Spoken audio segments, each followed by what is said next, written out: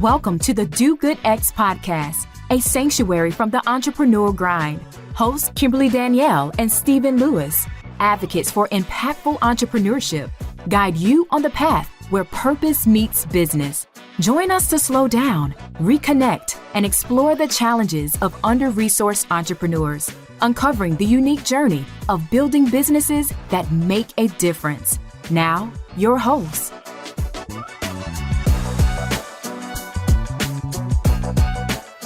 Well, welcome to the Do Good X podcast. My name is Stephen Lewis, and I am a catalyst for positive change for communities and businesses. And for more than 2 decades, I've inspired leaders and entrepreneurs to live and work on purpose. And I am delighted to be joined here with my colleague, Kimberly. Hey, Kimberly. Hey, Stephen, and hello, everyone. My name is Kimberly Danielle, and I am a communication strategist, a coach, and a community builder who comes from generations of faith-driven leaders and entrepreneurs who believe that our work should contribute to the positive change and common good that we want to see in the world. And I look forward to this conversation that we are going to have today with our guest, Shruti Shah. Shruti is a partner at Symphonic Capital, a pre-seed investment fund for early stage startups. And previously, she was an entrepreneur in residence at Nike and an advisor, investor, and consultant to a number of startups. She also worked as entrepreneur in residence at Silicon Valley Bank, where she supported the early stage practice team on strategic partnerships. And she also coached entrepreneurs there. Now, she was previously the co-founder and COO of Y Combinator-backed MoveLoot, an online full-service marketplace for buying and selling used furniture. And you may have heard of MoveLoot because it was covered in many different news outlets. And over the course of three years, the team raised $22 million and was highlighted, as I said, in TechCrunch, Bloomberg Businessweek, CNN, Time, Fortune, and more. So Shruti has been in this game for a bit of time.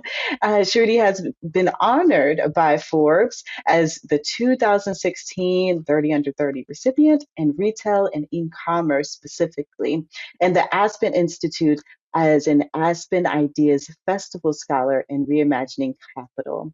Now, Shruti has a fascinating journey. She and I connected a little bit ago, and she has a fascinating journey with once being a public school teacher, launching a recognized business, raising a significant amount of money, working at Nike, with which most of us know Nike.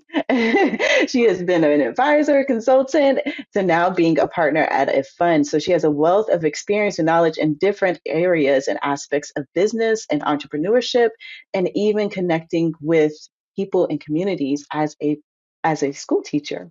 So I can't wait for us to dive into her story and to hear her insights. And I hope you all glean something valuable from this episode today. So thank you so much for joining us, Shruti. Thank you so much for having me. I really appreciate it. Of course. Now, you have made such a significant impact in various aspects of your work. I want to hear about your move from being a public school teacher to launching a business when people, well, first of all, thank you for being a public school teacher. Teachers aren't recognized enough, aren't paid enough for the work that they're doing each day. But I want to hear about what made you shift from that career to launching a business. Great question. So when I was teaching, I was a public school teacher in Baltimore, just out of college. And I, as a teacher, got really interested in the role that technology was playing in the classroom. So I started using a lot of ed tech tools in my classroom, helping other teachers use those same tools. And many of those tools were emerging startups. They were run by entrepreneurs, many of whom were based on the West Coast. And so these were very small companies, and I was able to build relationships with many of these founders and give them product feedback. You know, I tell them what was working and what wasn't working in my classroom. And so that helped me build a network in kind of the ed tech space. And, I would say maybe 6 months into my second year of teaching, I got introduced to a large fund based in California that was looking to bring somebody on who could really support in their diligence process as they were making investments and help them think about, the teacher perspective in investing. And so that is how I ended up in the world of tech and venture capital. I ended up moving to San Francisco and joining this small fund to be able to support their team as they thought about what investments to make. That fund is now a very large fund, as I mentioned, and it is investing across education and workplace and healthcare. So they've expanded their reach since, but really got their start in ed tech. So I've read in previous interviews that you've done that, one of the toughest things that you had to do as a founder was really feeling comfortable in your own skin, trusting yourself, building confidence. And this is not anything new that we've heard from other founders. And so I'm curious about, how did you face this challenge and build your confidence and wherewithal to do what it is that you've done today and be as successful as you have been? It's a really good question. I think when you're in your early 20s and you take a big risk and hope it works out, there is a lot of learning that you do, I guess, from a technical perspective, but I think even more you learn about yourself and what you're capable of. And I actually think that a lot of confidence is built through navigating through hard things, because when you look back, you're able to reflect on what did occur and how you made it through. And if you're able to kind of do that kind of active reflection, it does help you see how those experiences have made you who you are and made you a stronger version of yourself. And so, I still think that we are all on a journey of becoming who we are.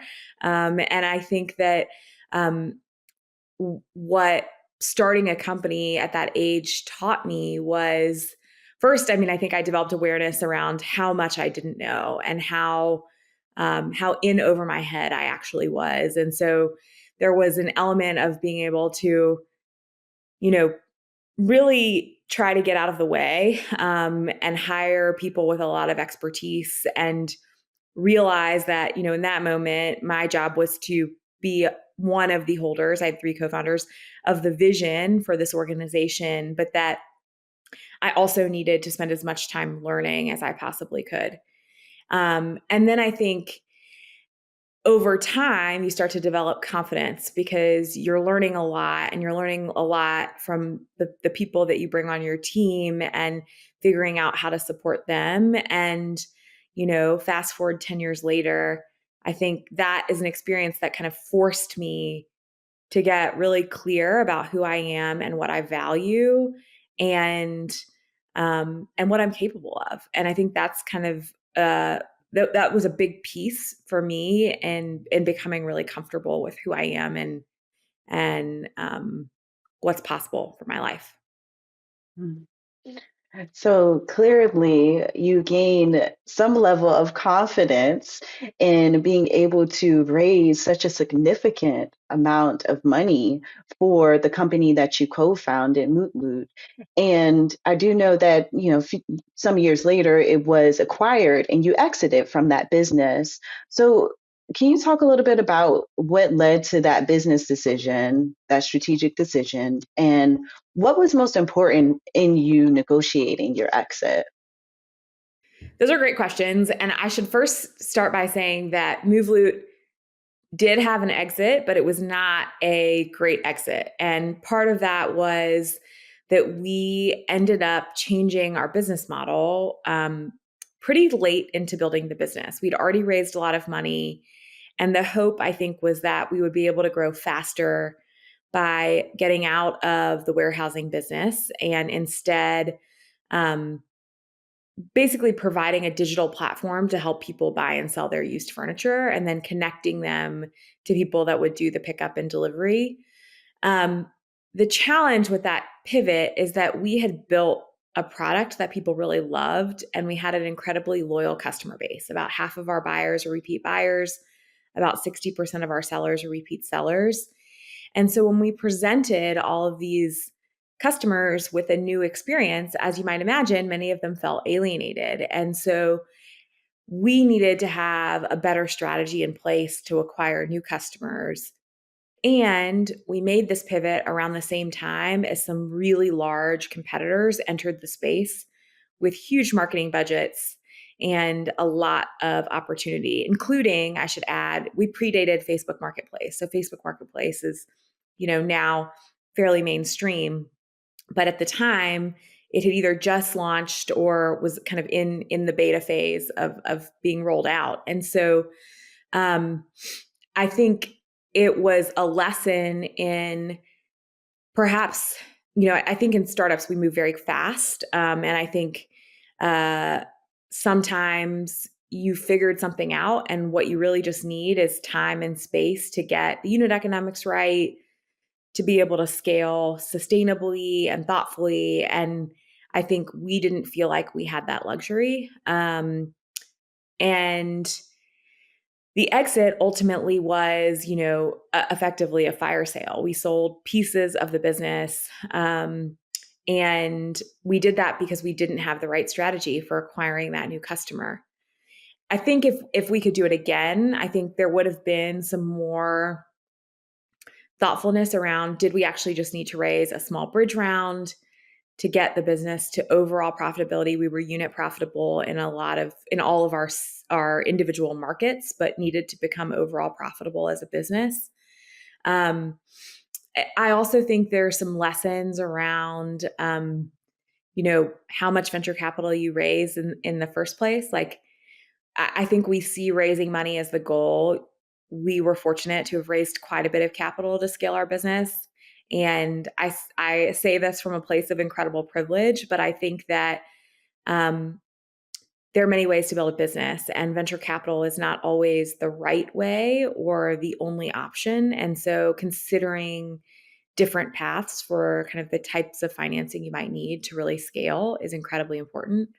And then I think ultimately, if you are thinking about an exit, there should always be multiple paths that you're running towards. So in our case, we could have been thinking about that bridge financing. We could have also been thinking about, okay, well, maybe we get the bridge financing, but who are the people that would look at our business today and be excited about it and be potential acquirers? And how do we start building relationships with them now so that we can get term sheets and have multiple options on the table for us to consider? And I think I say hindsight's 2020. These were all decisions that we were making while we were running 1,000,000 miles an hour. And we were also incredibly young. I was 24 when I started this company, and all of this happened, I think, between the time I turned 24 until I was 27 or 28. So really young, obviously not a ton of experience, and I learned a lot by doing it. And so now I look back and I think there are so many things we could have done differently. But I hope to be able to use that experience to support a lot of the founders that we work with. And, to not because, they're going to have the same experience that I did, but more because I think there were a lot of lessons that I think can be valuable in helping them think about, if they end up in a position like we did, how do they optimize for the biggest chance of success? So let me just ask you a follow-up question, because we've heard this from other founders and investors that we've also interviewed on the podcast around venture capital. I'm curious, what experience would you give to entrepreneurs who are developing an exit strategy, and when should they even exit? So you talked about, having multiple options, but I'm just wondering if you could tease that out a little bit more and say what you're doing with the founders that you're working with, or what advice that you would offer in general in thinking about exits and when to exit. It's a great question. And I think exit strategies are to some extent personal. What do you want for your life? And what is it going to take for you to get there? There are people that want to start companies and they want to run those companies for 30 years. And their exit might be selling the business 30 years from now, but ultimately they're going to generate a lot of their wealth through the dividends or profits from the business. There are people who are building for the purpose of being able to sell to a larger company. And often, that is a 10 to 15 year timeline. Sometimes it can happen sooner than that, but to really be kind of in that sweet spot, it's going to take time to get the business to a place where it becomes interesting to a potential acquirer, depending on what it is. And if the business is much younger, maybe it's, you're working on some new technology that might be interesting to a large corporation. Sometimes, you get acquired sooner and then you become part of that new or that larger corporation. But in those cases, the exit doesn't necessarily look particularly large for the founder. And oftentimes the founder ends up working for that company with golden handcuffs. So you don't earn the return on that investment until the founder sticks around for a certain period of time. There's also the option of, I say the option, but there's also the opportunity to go public, right? And to be in it, to ultimately take a company or to raise money on the public market and build a big corporation. And that is also something that is hard to do and that takes a long time. Oftentimes, 10, 12, 14 years of really building and growing at a fairly fast rate, but doing it in a way that is going to be interesting to public market investors. So I think when you're thinking about exit strategy, you want to think about who are your potential audiences for an exit? Who are the people that could be acquirers of your business? If you want to go to public, what will it take for you to get there? Or if you want to be acqui-hired, what are the things that people who are making those kinds of acquisitions look for? Or, the fourth option is I want to run this business for a long time and I want to make a lot of money and I want to do it without having a lot of investors who are part of the cap table. And so I say all of those things because there's not a one size fits all. I think every person who is building a startup has a different approach to what their vision is for the organization and what they see as success. I think we're in a fortunate position at Symphonic. We want to back companies that will have big exits, but those exits don't have to be billion-dollar exits, which I think is the case for a lot of venture capital funds. And part of that is we invest so early. We invest at the pre-seed stage. So we're saying, okay, can this company get a $250 to $500 million exit somewhere down the line? Now, we hope, obviously, that some of them go public and that some of them get acquired, but we know that that won't be the case for all of our startups. That said, we are in a very specific business. Venture capital is rocket fuel for a company, and our expectations are that our companies are going to get very big. And there's other types of financing out there to help companies grow where the expectations are different because the return on investment comes back through a revenue share, a dividend. It's a loan, so people get paid interest. So there's many different ways to think about the type of financing you need to grow your business, and then ultimately how that leads you down a path toward the type of acquisition that you might be interested in long term. That's good. That's very helpful. I want to just back up just for a moment to just reflect back, especially to our listeners, some of the things that you shared in some of your responses so far that really stuck out to me, especially for entrepreneurs who are building their business. But I appreciate your transparency around the pivot before the exit and sharing that. And knowing that, if you have a loyal customer base, to really be intentional about the strategy before diving into what the idea is. And then also you noted around, you and the team and your fellow co-founders were really moving fast, and may have missed some things that should have been thought about. And it's so easy in entrepreneurship to just be on the go and to not take moments of reflection to truly discern and determine if the way forward is the best. The third thing that you mentioned that we've heard from other guests, but I want to emphasize again, is that venture capital isn't the only form of financing for businesses, and it may not be best based on your business model. So really taking that into consideration as you all are looking for funding for your businesses.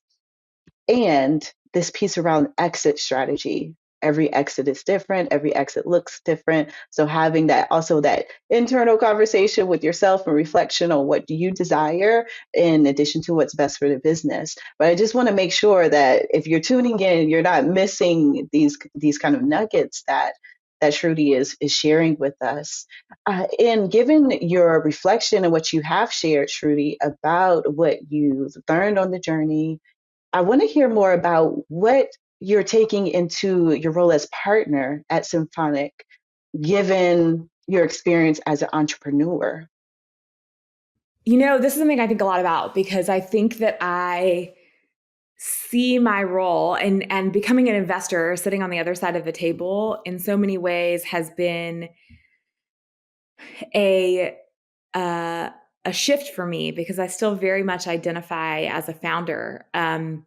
And I think for me, a lot of what I want to be for our portfolio is to be kind of the type of investor who really shows up for the entrepreneurs that we back, and does so from a place of really deep empathy. Building a company is hard. It is really hard. It's hard to scale. You're managing a lot of people. You're managing a lot of personalities, and you're not going to show up perfectly all the time, and you're not going to make all of the right decisions.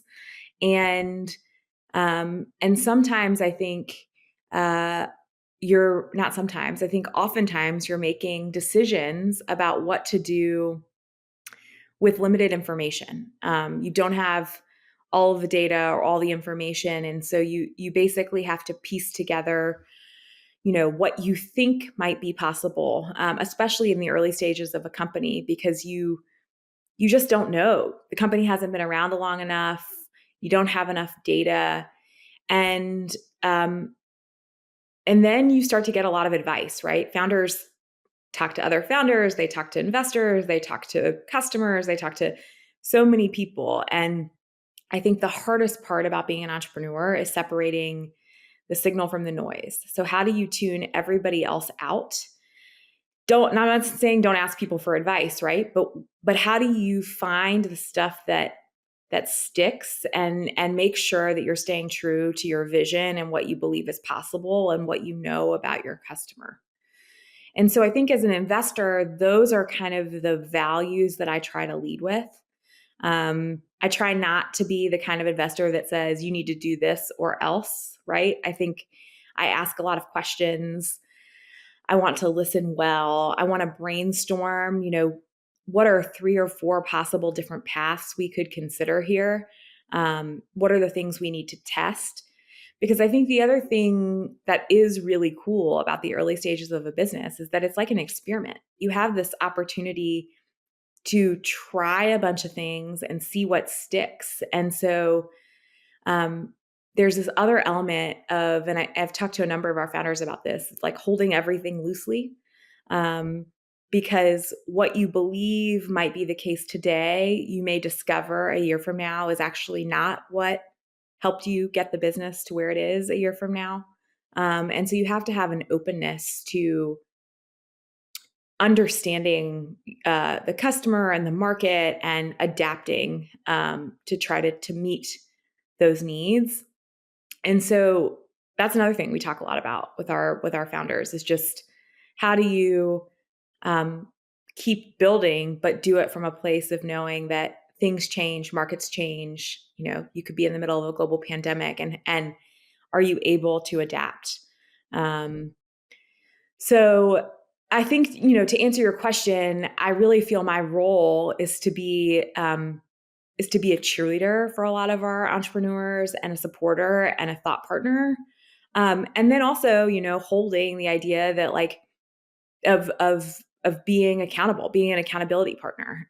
Because as an investor, right, my job is to return capital to our LPs. It's a financial services job, and we have to be thoughtful about the way that we do that. And so we've been fortunate. We have an amazing group of portfolio companies who I think are very aligned with that approach. But I think the other thing I'd say that I really appreciate is that they let us be in the weeds with them, and get into the details and work through the challenges. And I hope that some of that is because we lead with an incredible amount of empathy for the work that they're doing. Thank you so much. We are going to now talk about some resources in our resource roundup. And here we explore various resources and tools and tips, in addition to what you may have already heard, to equip and support underrepresented entrepreneurs as you are building your business.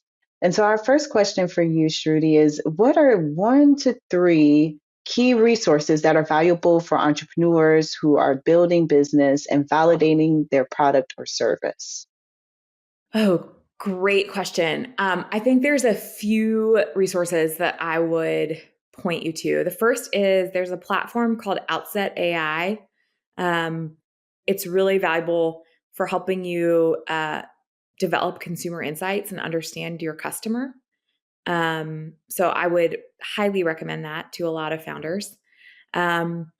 I think the other thing, in terms of stuff that I read, I would say the First Round Capital is a seed stage venture capital fund. They have had a publication for the last decade that talks about all sorts of startup related challenges, everything from how to find your first customer to how to scale your team to, how to get acquired. And they also have a podcast, but they have a lengthy blog that has many of these different posts that are categorized by topic area. And so I highly recommend that too as well. And then the third thing I would say is I'm a Y Combinator alum, as you mentioned kind of early on.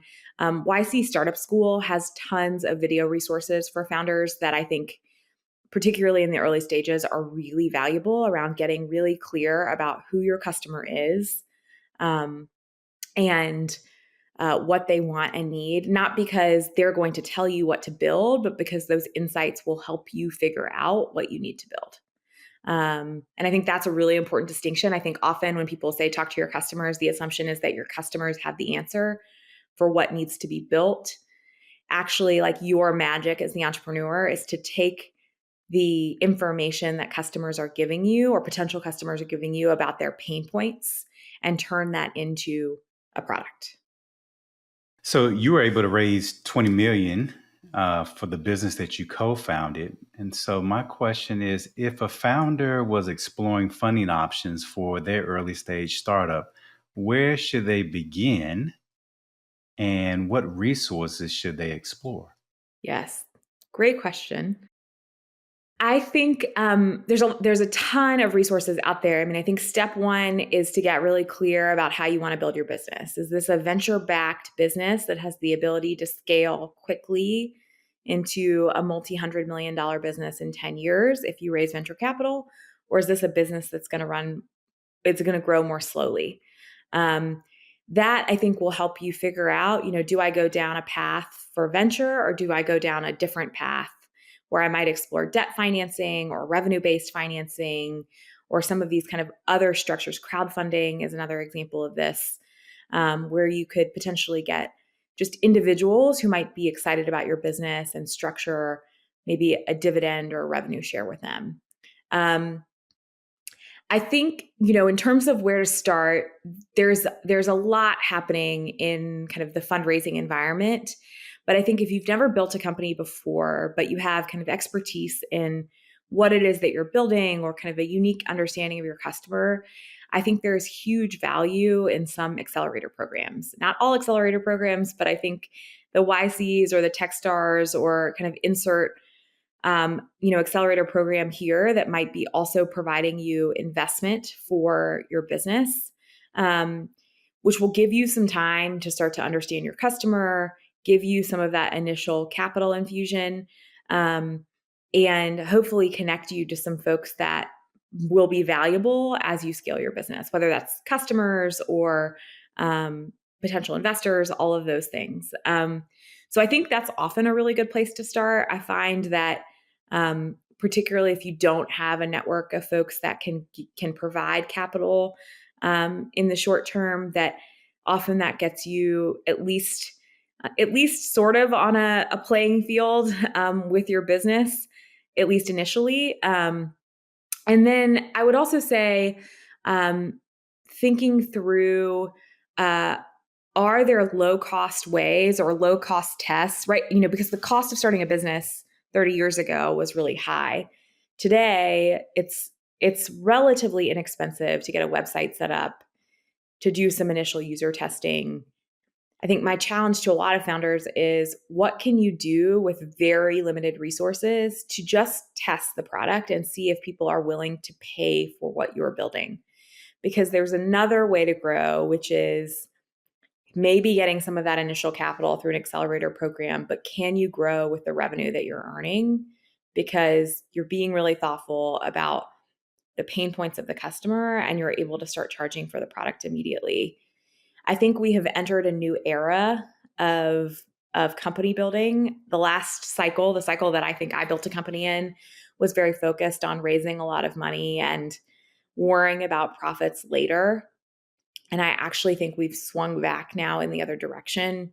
Even venture capitalists are more interested in businesses that have solid unit economics, where you understand kind of profitability and you're not just spending ahead of growth at all costs, kind of.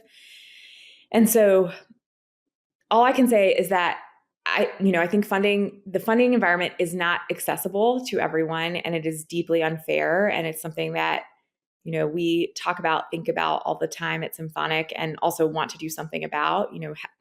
I think 80% of our portfolio are women and people of color founders, and we think that will continue to be the case because the people we're backing are proximate to the problems they're solving. But I really believe strongly that I think thinking about how you can get something off the ground for a small amount of money and start charging people, because that's ultimately the test, right? In business, will somebody buy what you are selling? And if the answer is no, putting off that revenue for 5 years isn't going to give you the answer that you need about whether this is a sustainable long-term business. Do you have a rule of thumb in terms of how much you should spend on a prototype to test whether or not customers? I think a lot of folks can get away with spending less than $10,000. Okay. And sometimes you can spend way less than that, right? It might be $2,500 on a prototype. I have to think about there's a number of software tools you can use now to just build mock-ups of apps that you can, test the product with, to get a really low-code website up and running if you're not technical. Like if you're building a marketplace, you can build it on Shopify and it's like $99 a month. I mean, there's a lot of ways to test what you're doing, and it doesn't cost an arm and a leg. So you have been a part of a startup team. You are working with startups as an investor. I am curious to hear, what should founders who are positioned to employ others look for in team members as they are building their business? I think this is like such an important question, because I think I think in the early days of a startup, when it's just you and a co-founder or you and a couple people, you don't really think about the team, but ultimately the people that you hire are your business. They're what's going to allow you to be successful in the long run. And I really, really think that in the early days of the startup, oftentimes what you need is good generalists. You need people that can jump on board and help you figure things out, and be part of that kind of team mentality of we're all in this together and we're all going to figure it out. I think very quickly as a startup starts to scale, you really do have to find people who are specialists, people who know an industry, and not know an industry from a standpoint of this is how we've always done things, but perhaps they have experience in a specific industry and they can bring that experience to your company with an openness around either doing things a different way or seeing the opportunity. And I say that because when you hire people that have specialist expertise, you are able to get answers to your questions so much faster because they're not figuring it out. They know, they understand the market, they understand who the customer might be, and they can speak that language. And that is often incredibly valuable for a startup that is looking to scale quickly. And I'm not saying like, okay, at some point you fire all the generalists and then you just bring in specialists. You still need generalists, right? You still need a balance on your team, but hiring really skilled people who have maybe done this a few times before, who've seen, what might be possible is super valuable as the company gets bigger. And I will say, these also still have to be people who are willing to get their hands dirty, right? Because it's a startup and people are still figuring, you're still figuring a lot of things out. And so you definitely want to look for people with that mindset and mentality. But I think that is a really important distinction that a lot of founders forget to make. I think, you don't know what you don't know about people's expertise and experience if you're new, for example, to this market or this industry. And so I think being really thoughtful about hiring folks that know more than you do will really propel the company far. That's good. Well, we hope that you all are enjoying listening to this conversation with Shruti. And if you are inspired and are looking for additional resources, be sure to check out dogoodx.org, join our LinkedIn community where you can connect with other entrepreneurs and change makers. And you can also take a look at our tools and tips and other resources to support you on your journey. But now we are going to shift to our next area of this episode, which is called Off the Cuff. So we have a series of questions that we have not shared with Shruti that we will ask at a fast pace, and we just want to hear what comes to the top of your mind as we ask these questions. Great. All right. So the first one is, what has been the greatest lesson so far on your entrepreneurial journey? Ooh, the greatest lesson, trust your gut. I think all too often, especially when I was young, I had a hard time separating the signal from the noise, and often my gut was probably right. And I found ways to not follow it. And I think, I don't think we have to follow our guts for everything, but I think particularly when you're building a business early on, your gut instinct is usually the right one. What is one daily, weekly, or monthly practice that sets you up well for success? I have a weekly, or I guess multiple days a week. I do yoga, and that has really, I started doing it when we were building Move Loot. And that has continued to be a consistent force in my life that just helps me calm my brain down, think a lot about how I feel in my body, and also help me build strength. And so I think it's an incredible thing to be able to do a couple times a week, just in terms of managing all of the chaos that's going on around you. What is one piece of technology that has been a game changer for your own business? Ooh, I mean, this is probably such a cliche answer, but I would say AI. I think ChatGPT and Claude and all of these tools, I mean, they just help. I don't think they should ever be used as the answer, right? But they can be good prompts for helping frame an answer or frame a process, or I use it sometimes to build financial models. So I would say that's been really game changing. How much of your success do you attribute to your faith versus your own grit, will, and hustle? Oh man. I would say I don't know that I necessarily attribute it to either. I think I have I was raised Jewish, and I think spiritually very much identify with a lot of the values that Judaism has around social justice. But um, I think I do have a lot of grit, and I think I am very strong-willed, and I think half the battle and a lot of this stuff is luck and timing. And um, I think I heard somebody say once, if you're wildly successful, you're going to attribute it to your own ability, and um, and then if you fail, then it had nothing to do with you. And I just think in my case that, like, I think having all those qualities is important, and I think we underestimate the role that timing and luck plays in so many things. Um, and that's not something any of us have control over. And so um, I think when things have gone well in my career, I try not to attribute that to, like, me as a person and how valuable or how what I bring to the table is valuable, as much as I think, like, the timing of this worked out, and I've learned a series of things that have led me to this point. So complete this sentence for me. Because of my entrepreneurial endeavors, communities or my customers will be more able to do what?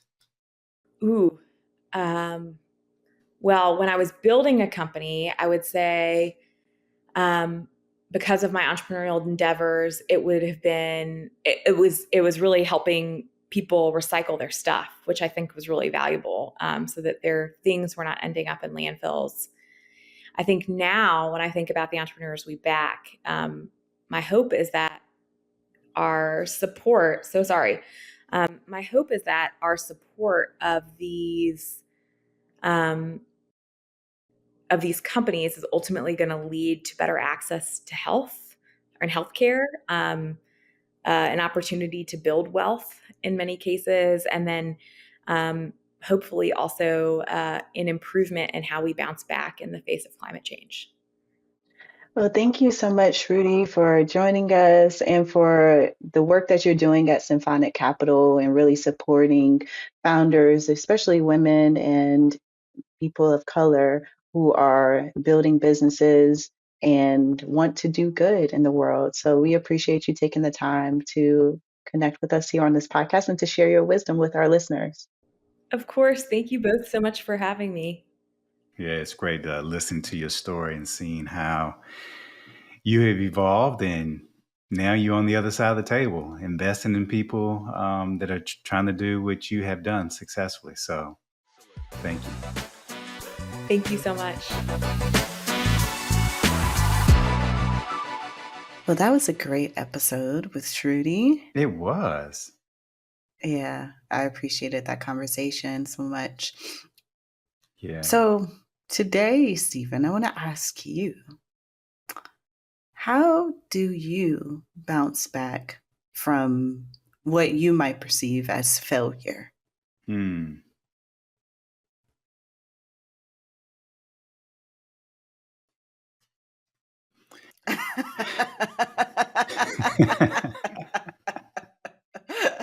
Oh, do we need to play, what is it, JC? Lean back.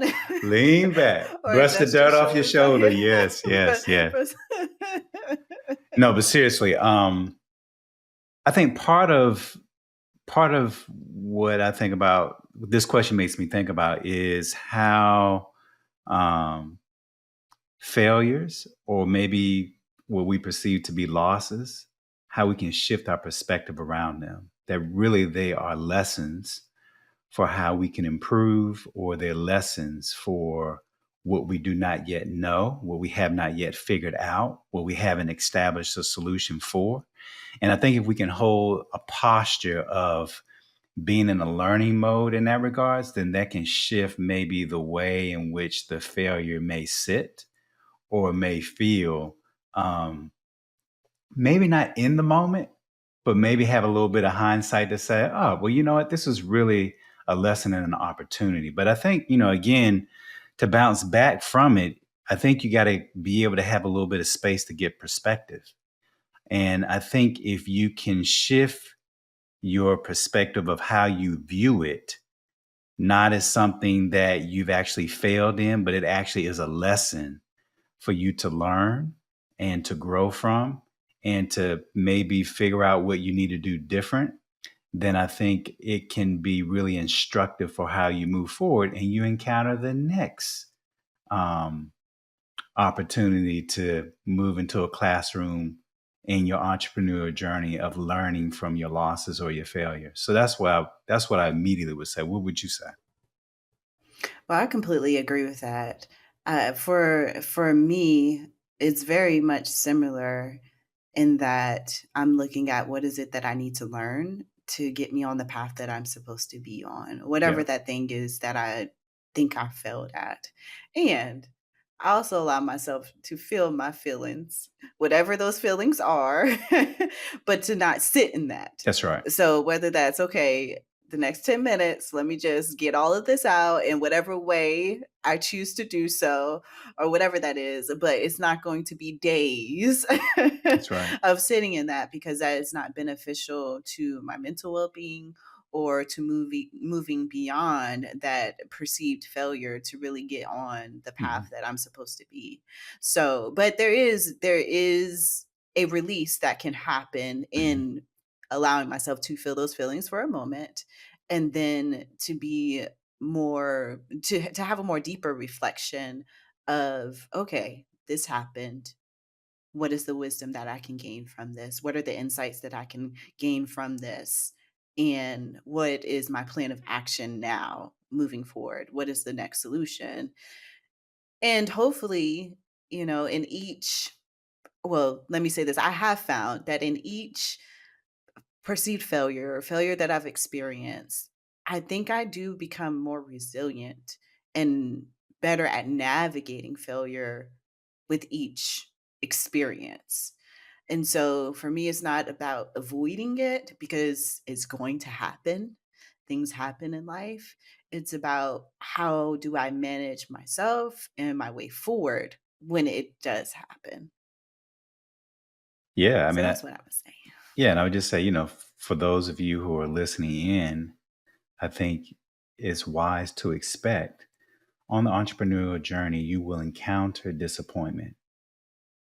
You will encounter failure. And I think part of it is like how you can embrace it as a friend and learn from it and grow with it. And I think, as Kimberly said, that allows you to actually bounce back quicker when the next opportunity comes along the way. So those are all good points, Kimberly. I appreciate that. And we hope that you all, take those opportunities to learn, as Stephen just reflected on as well. And you keep moving on. You keep on keeping on as best you can. But just keep moving forward, one foot in front of the other, one step at a time. And we hope that you continue to join us. And until next time, be well and do good. Thank you for listening to the Do Good X podcast. To continue the conversation or access our resources, visit www.dogoodx.org. Join us again for conversations that will nourish your soul, ignite your dreams, and empower you to build an impactful business, one intentional step at a time. Until then, keep striving, thriving, and doing good.